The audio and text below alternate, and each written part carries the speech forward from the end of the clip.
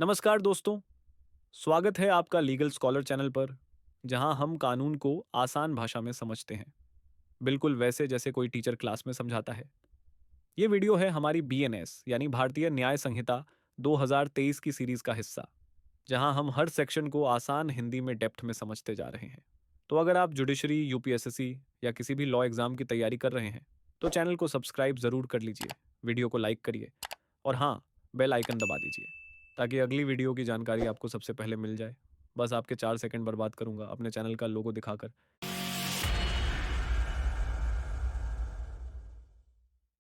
देखिए बच्चों, जब भी हम किसी आपराधिक कृत्य की बात करते हैं, तो उसमें सबसे ज़्यादा मायने रखती है उस कार्य को करने की मंशा, यानी इंटेंशन। अब मंशा क्या थी, ये तो दिमाग की चीज़ होती है, और दिमाग में क्या चल रहा था वो सीधे तरीके से तो पता नहीं चलता। लेकिन कानून ने कुछ शब्दों को इतना सटीक ढंग से परिभाषित कर रखा है कि अगर हम उन्हें सही से समझ लें, तो हम किसी के इंटेंशन को भी पढ़ सकते हैं। ऐसा ही एक बहुत ही ज़रूरी शब्द है, बेईमानी से, यानी डिसऑनेस्टली, जिसकी परिभाषा हमें भारतीय न्याय संहिता की धारा 2 की सब सेक्शन 7 में मिलती है। अब समझो कि यह बेईमानी से का मतलब क्या होता है।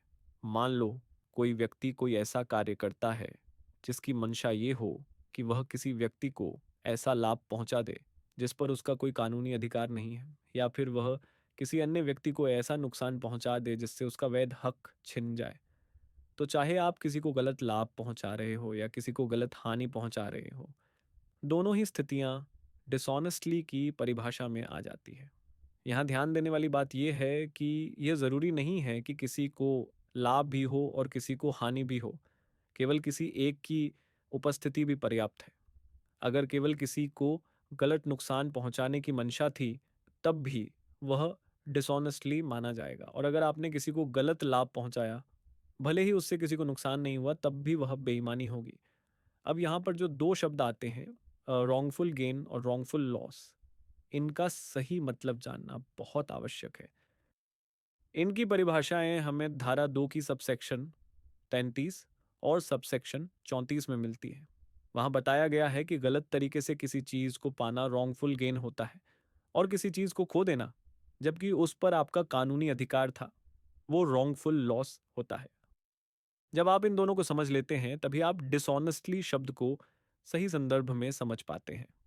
अब चलिए एक और महत्वपूर्ण विषय की ओर बढ़ते हैं, और वो है दस्तावेज यानी डॉक्यूमेंट। इस शब्द की परिभाषा धारा 2 की सब सेक्शन 8 में दी गई है। पहले के जमाने में दस्तावेज को सिर्फ कागज पर लिखी चीज माना जाता था, लेकिन आज के जमाने में इसका दायरा बहुत ही व्यापक हो गया है। कानून कहता है कि दस्तावेज कोई भी ऐसी विषय वस्तु है जो किसी भी पदार्थ पर किसी भी माध्यम से अभिव्यक्त की गई हो, जैसे शब्द, चिन्ह, चित्र, संख्या आदि। अब यह पदार्थ कुछ भी हो सकता है, कागज, लकड़ी, पत्थर, दीवार, पेड़ की छाल, धातु, या यहाँ तक कि इंसान का शरीर भी। उदाहरण के लिए, मान लीजिए कोई लड़का मनाली घूमने गया और वहाँ पेड़ की छाल पर एक दिल बना दिया और उसमें किसी का नाम लिख दिया, फिर उसकी फोटो लेकर भेज दी। अब जो विषय वस्तु उसने पेड़ पर बनाई, वो डॉक्यूमेंट की श्रेणी में आ गई। पेड़ की छाल एक सरफेस सब्सटेंस है और दिल तथा नाम उस पर व्यक्त किया गया मैटर है। तो इसका मतलब ये हुआ कि कोई भी ऐसी वस्तु जिस पर कोई भी अर्थपूर्ण बात व्यक्त की गई हो, चाहे वो किसी भी साधन से किसी भी सतह पर हो, वो दस्तावेज कहलाएगा। इंडिया गेट पर शहीदों के नाम पत्थर पर खुदे हुए हैं, वो भी दस्तावेज है। लकड़ी की पट्टी पर नाम उकेरा गया, वो भी दस्तावेज है। किसी ने दीवार पर नारे लिख दिए, वो भी दस्तावेज है। अब बात करते हैं आधुनिक दस्तावेजों की, यानी डिजिटल या इलेक्ट्रॉनिक रिकॉर्ड्स की। जैसे कोई audio recording, video clip, mobile chat, screenshot, email, hard drive में सेव डाटा या क्लाउड में स्टोर की गई कोई फाइल। यदि उसका उद्देश्य यह है कि वह किसी तथ्य का प्रमाण हो सकती है या होगी, तो वो भी दस्तावेज कहलाएगी। और इसमें ये ज़रूरी नहीं है कि वह कोर्ट में पेश हो ही, सिर्फ ये संभावना कि उसे साक्ष्य के रूप में पेश किया जा सकता है पर्याप्त है। अब अक्सर बच्चे पूछते हैं, सर क्या कोई भी चीज़ बना दें तो वो दस्तावेज बन जाएगी? तो इसका उत्तर हमें धारा 2 की सब सेक्शन 8 की पहली व्याख्या में मिलता है। उसमें कहा गया है कि आपने कौन सा साधन उपयोग किया। पेन, चाकू, टैटू मशीन, इससे फ़र्क नहीं पड़ता। आपने कहाँ लिखा, कागज़ पर, दीवार पर, शरीर पर, इससे भी फ़र्क नहीं पड़ता। और आपने जो लिखा है वो कोर्ट में जाएगा या नहीं, इससे भी फ़र्क नहीं पड़ता। अगर उसमें कोई विषय वस्तु व्यक्त की गई है तो वह दस्तावेज़ माना जाएगा। अब एक मज़ेदार उदाहरण याद करो। एक पुरानी फ़िल्म थी मर्द, जिसमें हीरो ने अपने सीने पर चाकू से मार्ड लिखा था। अब वहाँ मार्ड सब्जेक्ट मैटर है, चाकू मीन्स है, और सीना सरफेस या सब्सटेंस है। तो यह पूरा कृत्य एक दस्तावेज माना जाएगा। अब आगे कुछ और उदाहरण समझो। यदि आपने किसी को चिट्ठी लिखी जिसमें दो पक्षों के बीच कोई समझौता हुआ है, वह दस्तावेज है। बैंक को दिया गया चेक तंत्र दस्तावेज है। किसी को दी गई पावर ऑफ अटर्नी दस्तावेज है।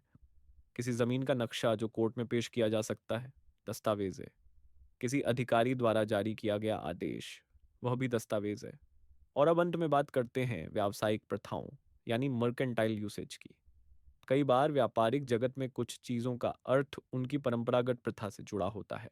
जैसे अगर कोई व्यक्ति किसी बिल ऑफ एक्सचेंज के पीछे सिर्फ अपना नाम लिखते, तो व्यापारिक परंपरा में इसका मतलब है कि वह बिल को एंडोर्स कर रहा है, यानी अब उसका भुगतान उसके धारक को किया जाएगा, भले ही पे टू होल्डर जैसे शब्द न लिखे हों। नाम मात्र से वह दस्तावेज बन जाएगा, क्योंकि व्यवसाय में उसका यही अर्थ लिया जाता है। तो बच्चों, अब आप खुद सोचिए कि दस्तावेज की परिभाषा कितनी गहरी है। सिर्फ कागज पर कुछ लिख देना ही दस्तावेज नहीं होता। कोई भी अभिव्यक्ति जो किसी भी सतह पर किसी भी साधन से की गई हो और जिसका कोई मतलब हो, वही दस्तावेज है। और यही वजह है कि कानून में दस्तावेज को इतनी गंभीरता और विस्तार से समझाया गया है। मुझे उम्मीद है कि अब आपको डिसऑनेस्टली और डॉक्यूमेंट दोनों की परिभाषा और उनकी गहराई अच्छी तरह समझ में आ गई होगी। ये टॉपिक आपकी न्यायिक परीक्षा, यूपीएससी लॉ ऑप्शनल और अन्य कानूनी प्रतियोगी परीक्षाओं में सीधे काम आने वाले हैं। और हाँ, जितनी ये बातें आसान लगती हैं, उतनी हैं नहीं, इसीलिए दोहराना ज़रूरी है। इस वीडियो के पीडीएफ नोट्स आपको डिस्क्रिप्शन में मिल जाएंगे। अगर कोई डाउट है तो नीचे कमेंट में ज़रूर पूछिए, हम जवाब देने की पूरी कोशिश करेंगे। और वीडियो अच्छा लगा हो तो लाइक करना, चैनल को सब्सक्राइब करना और बेल आइकन ज़रूर दबाना, ताकि बीएनएस की अगली वीडियो आपसे मिस ना हो।